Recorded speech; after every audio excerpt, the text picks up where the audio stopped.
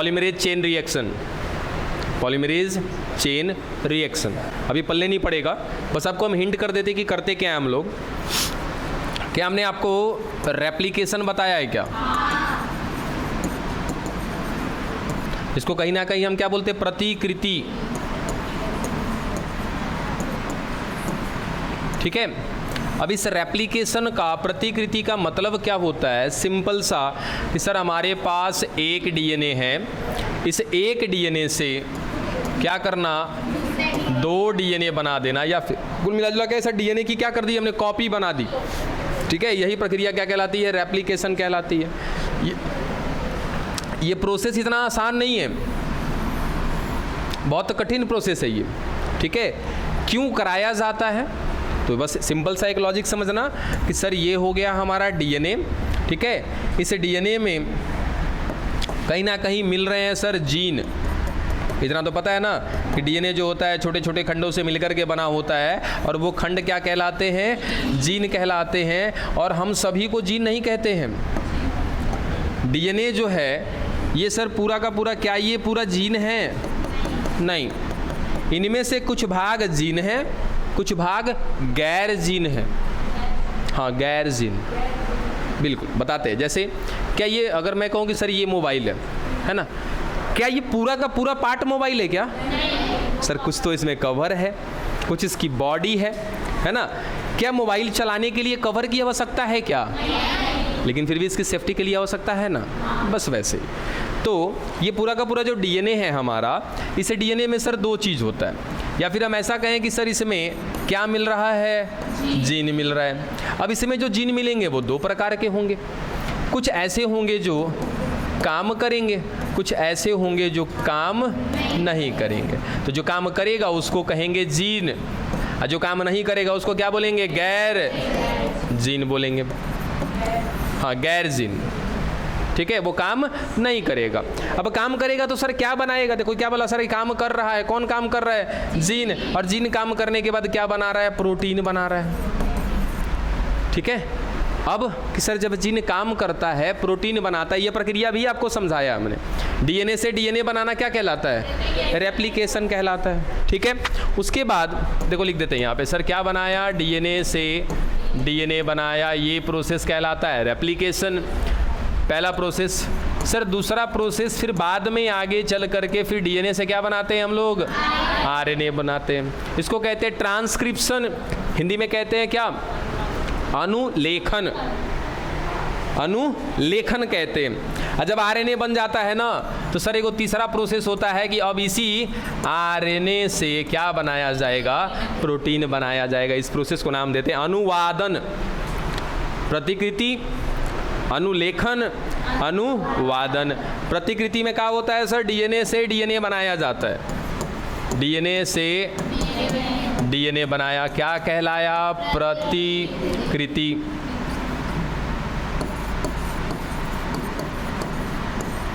फिर सर जो ये डीएनए से डीएनए हम बना दिए, अब इस डीएनए का क्या किया जाएगा, तो सर इससे क्या बनवाया जाएगा, आरएनए बनवाएंगे। ये क्या कहलाएगा, अनुलेखन।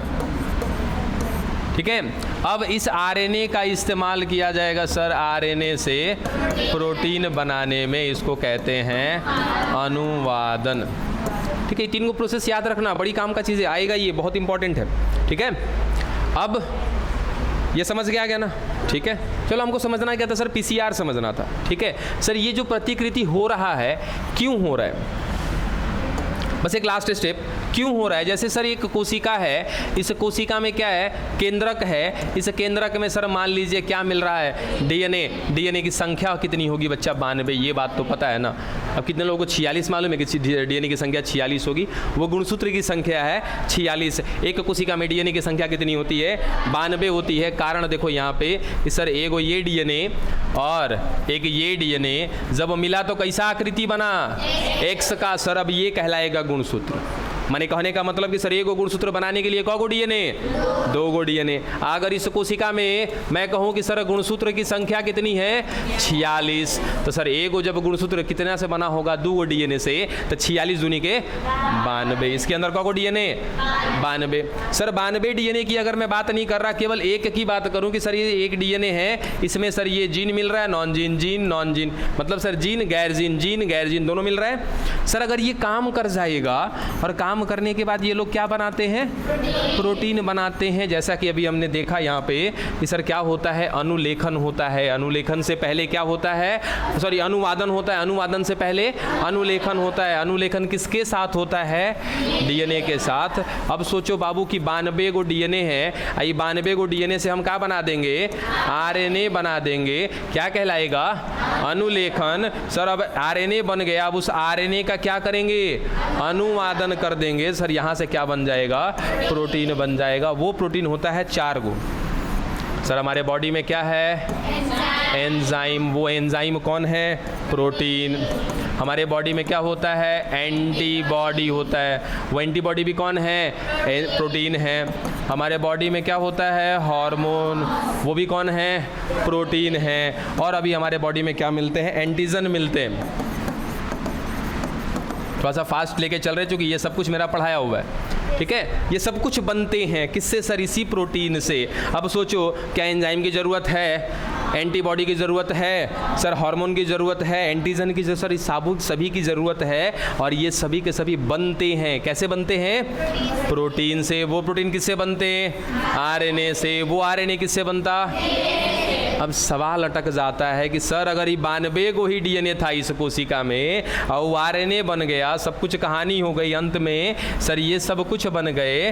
अब बताइए कि सर ये कोशिका तो क्या रह गई, खाली पड़ गई ना ये कोशिका, क्योंकि इसमें तो 92 को डीएनए का क्या कर लिया, इस्तेमाल कर लिया ना। 92 डीएनए को बदल दिया किसमें, आरएनए में। उस आरएनए से क्या बनवा दिया, सर प्रोटीन बनवा दिया। अब तो ये कोशिका खाली हो गई ना। नहीं सर, खाली नहीं हुई है।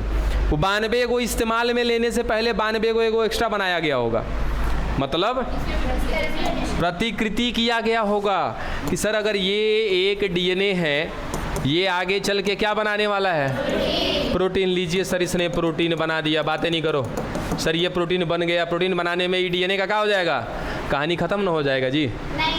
सुनो, जब प्रोटीन बनेगा तो वो डीएनए क्या हो जाएगा, खत्म हो जाएगा, नुकसान हो जाएगा। तो क्या करेंगे कि सर पहले जो ये डीएनए दिख रहा है ना, पहले इस डीएनए की क्या बनाएंगे, एगो कॉपी बनाएंगे। लीजिए सर कॉपी बन गया। अब इसका इस्तेमाल करके क्या बनवाएंगे, प्रोटीन। लीजिए सर ये वाला ख़त्म कर दिए, लेकिन असली में तो बचा हुआ है डीएनए ना। हाँ, फिर बनाना होगा। फिर क्या करेंगे सर, फिर इसकी कॉपी बनाएंगे।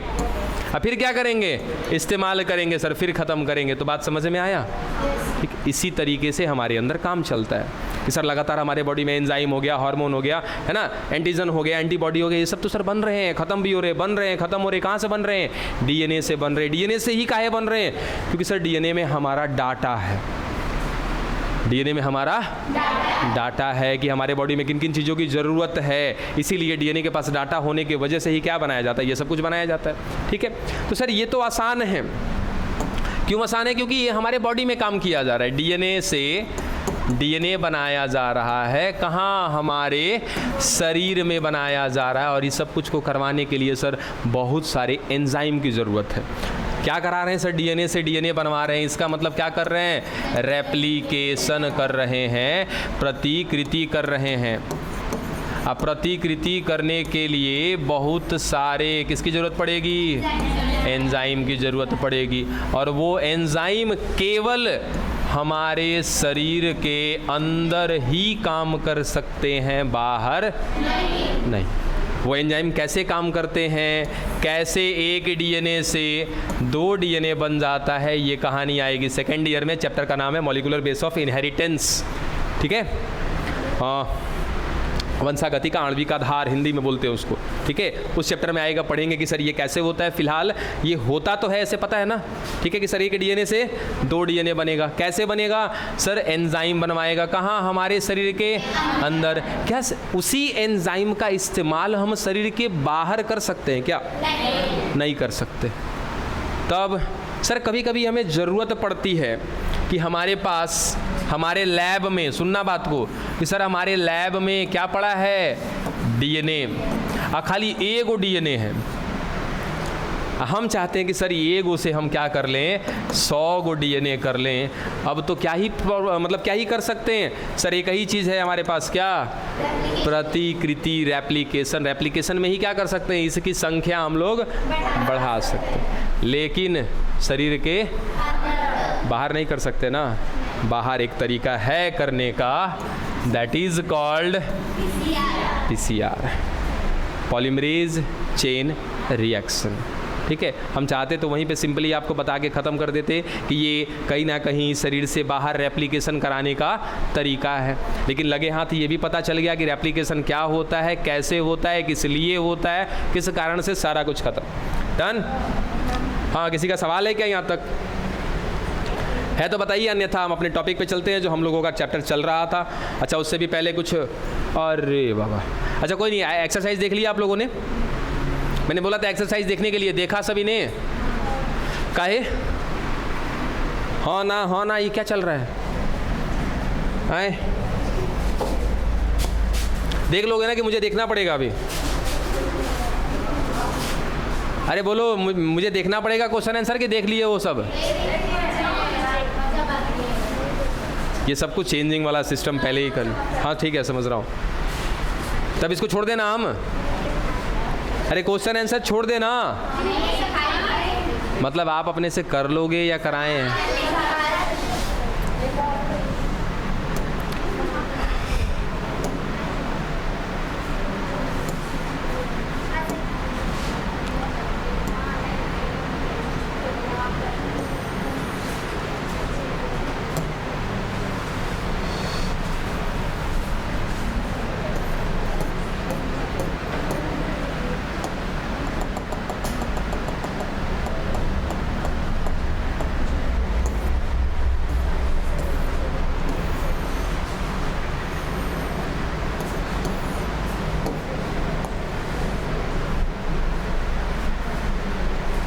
अरे ये का ऐड हो गया जी,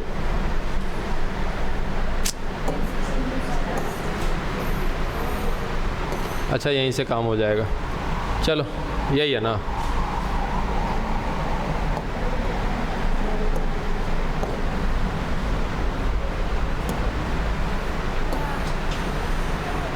चलो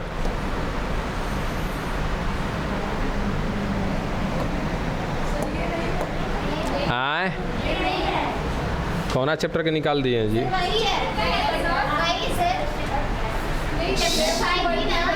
हाँ ठीक तो है, कौन कह रहा है नहीं है? हमको भी घबरा दे रहे हो जी सब तो लोग। चलो पहला क्वेश्चन क्या है कि सर एक पिच्छाकार संयुक्त पत्ती हस्ताकार संयुक्त पत्ती से किस प्रकार भिन्न होती है, ये बताना पड़ेगा। पिच्छाकार हस्ताकार है, हस्ताकार माने सरका हो जाएगा, कटते कटते हाथ के जैसा हो जाता है ना। पिच्छाकार कैसा होता है? बिल्कुल। विभिन्न प्रकार के पर्ण विन्यास का उदाहरण सहित वर्णन करिए। क्या पर्ण विन्यास पढ़ा दिया है आपको? ससीमाक्षी असीमाक्षी इसी में पढ़े थे ना, खत्म कर लेना। निम्नलिखित की परिभाषा लिखो। क्या है सर? पुष्प दल विन्यास नहीं लिख पाओगे।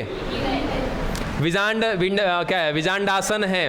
विजांडासन का मतलब सर वो स्थान जहाँ पर या विजांड लगे होते हैं उनको क्या बोलते हैं? विजांड आसन बोलते हैं।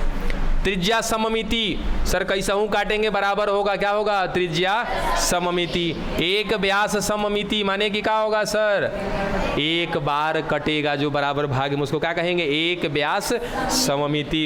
ऊर्ध्ववर्ती क्लियर है ना? ऊर्ध्व माने सर क्या होगा? अंडा से ऊपर होगा।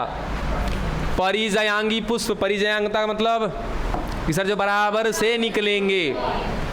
दल लग्न पुंकेसर कि सर यदि पुंकेसर दल के साथ जुड़ जाए तो क्या कहलाएगा? दल लग्न कहलाएगा।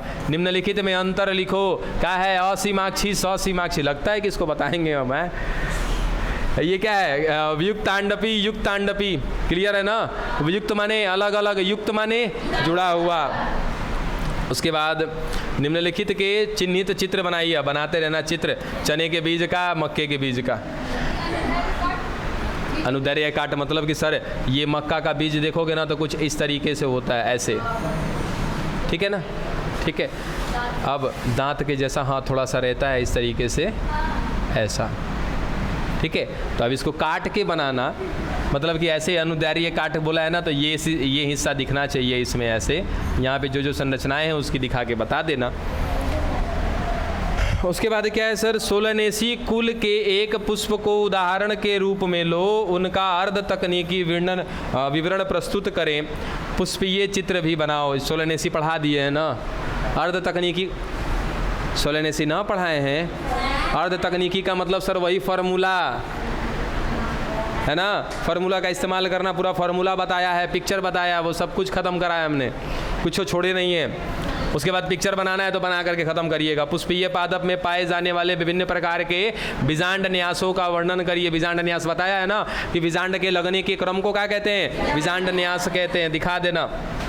कुछ परिधीय भी वगैरह थे ना उसमें। फिर पत्तियों के विभिन्न प्रकार के पत्तियों के विभिन्न रूपांतरण पौधे के कैसी सहायता करते हैं। मतलब कि सर अगर पत्ती है ये पौधे में, इस पौधे में अगर ये पत्ती अपने आप को रूपांतरित कर ले रही है, जैसे यहाँ पे पत्ती है, ठीक है, सब कुछ ठीक चल रहा है सर, पत्ती है, परिस्थिति खराब हो गई, इस पौधे ने क्या कर दिया सर, टहनी रह गई, पत्ती गायब हो गई। मतलब कि उस जगह पर क्या बन गया, टहनी बन गया, तना बन गया, पत्ती को हटा दिया गया, क्योंकि सर ये क्या काम कर रही थी, बेवजह काम कर रही थी, बेवजह काम कर रही थी। मतलब कि सर ये मरुस्थल की बात हम ले सकते हैं कि मरुस्थल में है सर, पत्ती क्या करेगी, सारा का सारा पानी ऊपर से उड़ा देगी। इसको क्या कर दिया, रूपांतरित। क्या इस वजह से, चेंज करने के वजह से पत्ती यहाँ से गायब हो गया, क्या इस पौधे को फ़ायदा हुआ कि नहीं हुआ सर? हुआ ना। वो पानी क्या कर रहा था, उड़ा दे रहा था, पत्ती नहीं है तो पानी बच जाएगा। तो क्या क्या फ़ायदा होगा, एक तो ये एग्जाम्पल है रूपांतरण का। क्या पत्तियाँ ऐसे भी परिवर्तित होती हैं क्या प्रतान में, क्या फ़ायदा होगा सर? ऐसा रूपांतरण कहाँ पर होता है, कमज़ोर पौधे में होता है ना। जो पौधे रेंग कर चलते हैं, ऐसे साक वगैरह में होता है। साक उन पौधों को कहते हैं जो रेंग कर चलते हैं, जो नरम होते हैं, है ना, जो मुलायम होते हैं, जिनके तने। ये क्या पत्तियाँ कांटे में बदलती हैं क्या सर? उससे भी पौधे को फ़ायदा है। वो अपना क्या करती हैं, सुरक्षा करती हैं, ताकि कोई शाकाहारी जंतु आए और उसको खा करके ख़त्म ना कर दे। ये सब कुछ कहानी थी, लिख लेना, सब कुछ बता रखा है आप लोगों को। अरे भाई हट जा, चलो अगला कहाँ गया। पुष्पक्रम की परिभाषा करो, कर लोगे ना। पुष्पक्रम क्या है सर? पौधे में पुष्प के लगने के क्रम को क्या कहते हैं, पुष्पक्रम कहते हैं। पुष्पी पादपों में विभिन्न प्रकार के पुष्पक्रमों के आधार पर वर्णन करिए। क्या पुष्प के लगने के क्रम के अनुसार हमने देखा हुआ है क्या है सर? पुष्पक्रम देखा था ना, वो पुष्पक्रम उसी में ना आया था, ससीमाक्षी में ही ना आया था कि सर जो पुष्प पहले आया है वो कहाँ पर है, जो पुष्प बाद में आया है वो कहाँ पर है। तो ससीमाक्षी इसी में था। पुष्पासन पर स्थिति के अनुसार लगे पुष्पी भागों का वर्णन करें। मतलब कि पिक्चर उक्चर बना करके पूरा बढ़िया से एगो स्वच्छ पुष्प का दिखा दीजिएगा कि पुष्पासन के ऊपर और पुष्पासन के नीचे कौन कौन सी संरचनाएं होती है। खत्म हो गया ना। और कुछ है क्या इसमें? और है 5 गो और है। ये सही में तब कम दिया है क्या जी? ये मेरा वाला तो लेटेस्ट होगा 2024-25 दिख रहा है, देखो तो।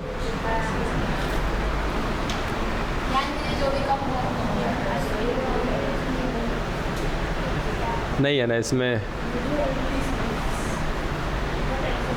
अच्छा कोई बात नहीं, मेरे पास है ना, हम देख लेते हैं।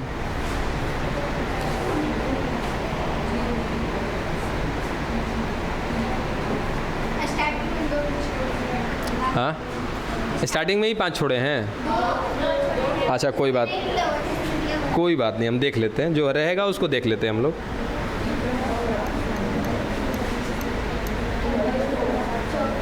अरे कितना बतियाने लगी सब्जी, 2 मिनट खाली रुको।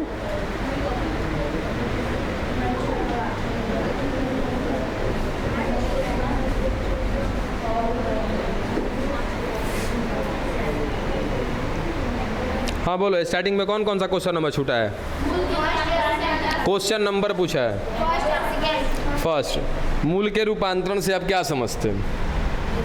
हम तो बहुत कुछ समझते हैं, बाकी आप लोग अपना देख लीजिए। है? क्या कह रहा है सर? मूल का रूपांतरण।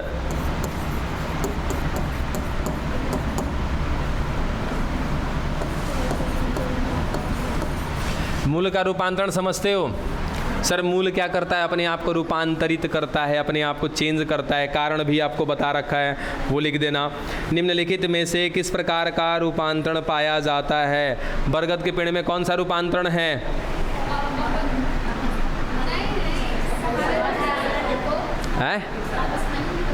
अपस्थानिक ही है ना?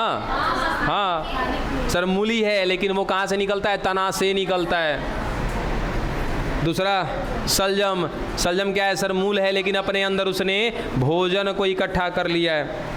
मैंगो वृक्ष, ये मैंग्रोव जो दलदली इलाका होता है, वहाँ की जो जड़ें होती हैं सर, ये पूरा दलदली इलाका है। यहाँ पर ये रहा एक पौधा, एक पेड़ हो गया ये, लेकिन ये नीचे मिट्टी में यहाँ पर क्या है सर? दलदल है, जिस वजह से यहाँ पे ऑक्सीजन की कमी है। ठीक है, तो इसकी जड़ें कहाँ आ जाएंगी?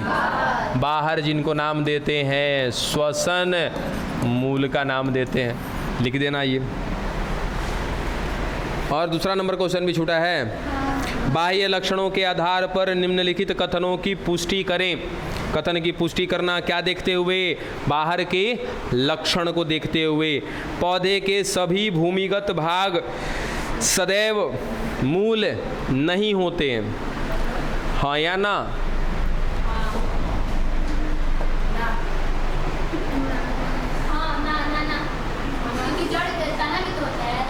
क्वेश्चन आराम से सुनो। पौधे के सभी भूमिगत भाग, सर ये रहा भूमिगत, यानी कि भूमि के नीचे या अंदर। नीचे या अंदर की बात करें सर, मृदा से नीचे क्या हो गया? भूमिगत हो गया।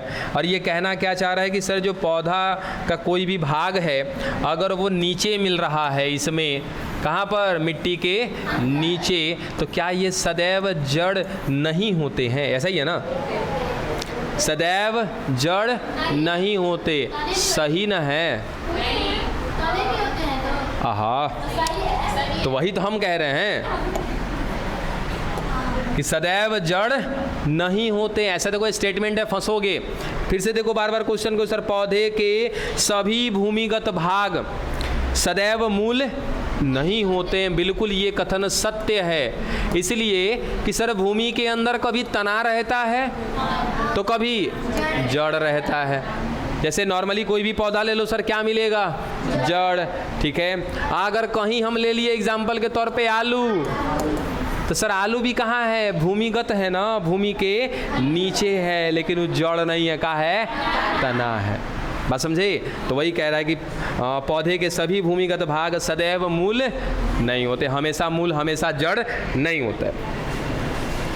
दूसरा, फूल एक रूपांतरित प्ररोह है। 100% सत्य है ये कथन। हमने पहले ही कहा था कि सर पौधे में दो ही भाग है, प्ररोह और मूल। अब यहाँ पे जो दिखाना है, शाखा बनाओ, पत्ती बनाओ, कली बनाओ, पुष्प बनाओ, जो बनाना है बनाओ, सर सब किससे बनता है? प्ररोह से बनता है। तो हर एक के लिए ये स्टेटमेंट लागू होगा। पुष्प प्ररोह का रूपांतरण है, ठीक है ना? तना प्ररोह का रूपांतरण है, पत्ती प्ररोह का रूपांतरण है, शाखा प्ररोह का रूपांतरण, हर जगह चलेगा ये। और अगला क्वेश्चन 8, उचित उदाहरण सहित तने के रूपांतरण का वर्णन करिए। तना का रूपांतरण देख के खुद से खत्म करना, तना बता रखे हैं। 9वां नंबर क्वेश्चन, फाबेसी और सोलेनेसी कुल के एक एक, ये तो बताया है ना? 11। पुष्प क्या है? एक प्ररूपी एंजियोस्पर्म पुष्प के भागों का वर्णन करिए। पुष्प क्या है? पहला स्टेटमेंट सर प्ररोह का रूपांतरण है। दूसरा कि ये पूरे पौधे में वो भाग होता है जिस अंग में लैंगिक जनन होता है। अगर पुष्प नहीं रहेगा तो लैंगिक जनन उसमें नहीं हो पाएगा। ठीक है, उसके बाद क्या कर रहा है? चित्र वगैरह बनाने के लिए एक प्रारूपी एंजियोस्पर्म पुष्प के भागों का वर्णन करो। जाहिर सी बात है, चित्र बनाओ और उसके भागों का वर्णन कर दो। और 14, ऐसे फूल का सूत्र लिखो जो त्रिज्या सममित। कौन कौन तो लोग क्वेश्चन पढ़वा रहा है? एकदम सिंपल सा क्वेश्चन पढ़वा रहा है हमसे। जना में त्रिज्या सममिति हो, उभय लिंगी हो, अधोजायांगी हो, 5 गो संयुक्त बाह्य दली हो, 5 गो मुक्त दली हो, 5 गो मुक्त पुंकेसर हो, द्वियुक्तांडपी हो। द्वियुक्तांडपी का मतलब समझ में आ रहा है कि सर जेकरा अंदर जो ना पुष्प के अंदर ऐसे देखो एगो स्त्री केसर आ एगो और स्त्री केसर हो। अरे कैसा हो गया जी, थोड़ा जल्दीबाजी में, इसीलिए अब ऐसे टेक्निक होता है सिंपल बनाने का। लो अब नहीं ना प्रॉब्लम होगा।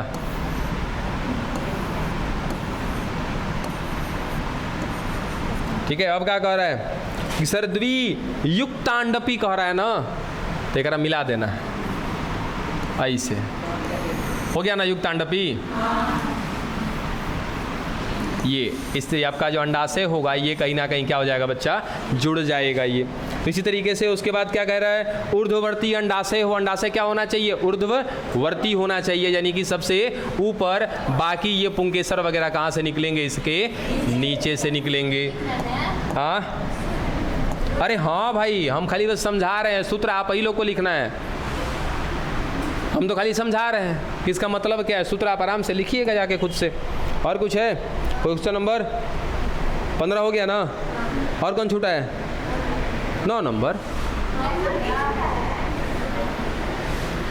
दो लोग उठा उठा पटकने वाला काम कर रहा है, सब हो गया है, हो गया डन।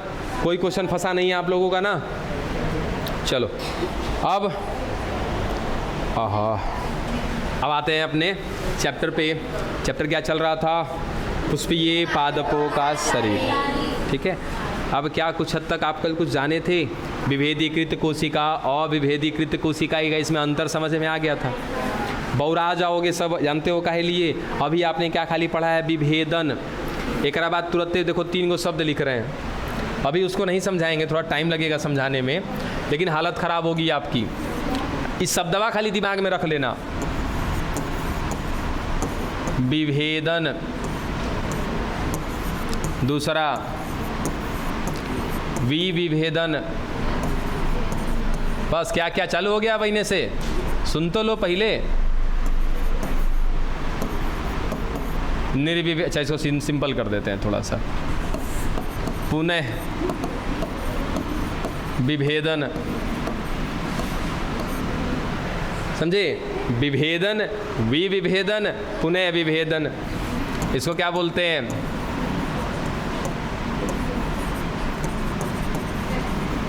डिफरेंशिएशन।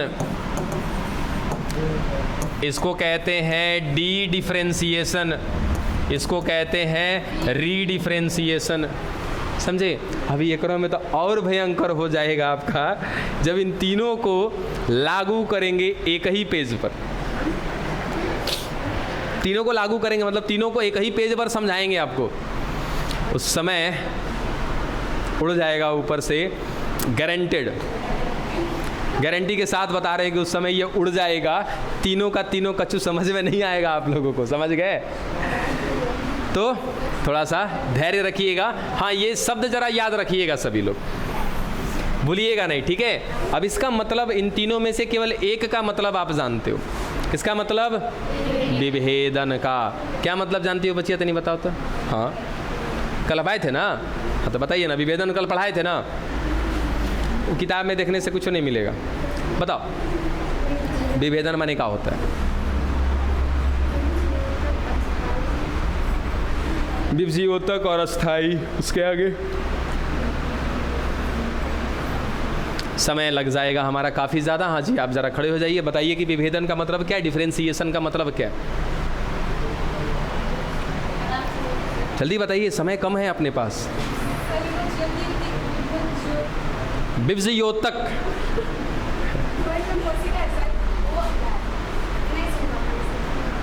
एनीबॉडी, विभेदन क्या है। अविभेदीकृत कोशिकाएं विभेदन की क्रिया के द्वारा बदलती हैं अपने आप को, किसमें, विभेदीकृत कोशिकाओं में। तो ये पूरी प्रक्रिया क्या कहलाती है, विभेदन कहलाती है। हो जाएगा ना।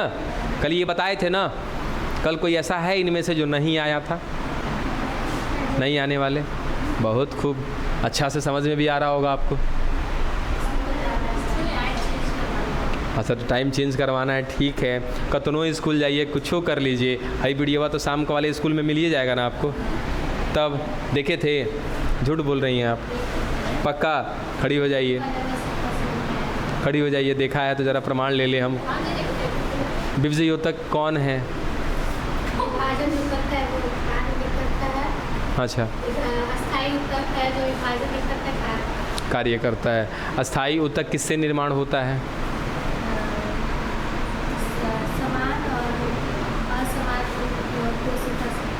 बहुत खूब। आपका ये विभज्य योतक किससे निर्मित होता है?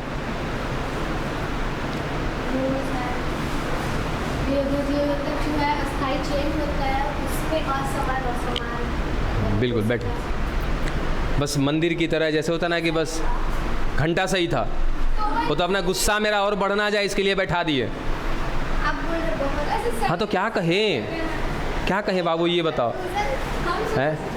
आप लोग बस ना केवल यहाँ पे जैसे होता है ना कि किसी रास्ते से जा रहे हैं, मंदिर दिखा, हे बाबा प्रणाम प्रणाम है, बस वैसे ही खाली तो लोग माथा टेकने आता है सब यहाँ पे। बस आया, माथा टेका, घंटी लगाया, चले गए यहाँ से, कोनो वैल्यू नहीं रह जाता है उसके बाद। टेको माथा ही सही। तो जिसे मंदिर के बाहर माथा टेकते ना कि हे प्रभु, मेरा मैट्रिक का एग्जाम है तो नहीं देख लेना, तो कितना बढ़िया भगवान देखे थे। जितना बढ़िया पूजा करोगे उतने बढ़िया देखेंगे। पूजा देवता से नहीं, अपने कॉपी किताब से करिए। चलिए हम लोग स्टार्ट करते हैं टॉपिक। क्या हम लोगों ने पढ़ा था कि सर 2 प्रकार की कोशिकाएं पड़ी थी, या 2 प्रकार की कोशिका का समूह हम ऐसा कह सकते हैं कि पढ़े थे। एक का नाम था विभज्य योतक और दूसरे का नाम था अस्थाई। ठीक है, विभज्य योतक का मतलब था सर वे कोशिकाएं जो लगातार क्या कर रही हैं? विभाजन कर रही हैं, उनको हमने बोला था विभज्य योतक। ठीक है, वे कोशिकाएं जो विभाजन को छोड़ करके क्या करती हैं? किसी कार्य को कर रही होती हैं, ये किसी कार्य में लगी होती हैं, ऐसी कोशिकाओं को क्या कहते हैं? अस्थाई कोशिका कहते हैं। ठीक है, ये चीज़ हम कल बता चुके थे। उसके साथ साथ कहीं ना कहीं हमने इसको क्या बोला था? अविभेदीकृत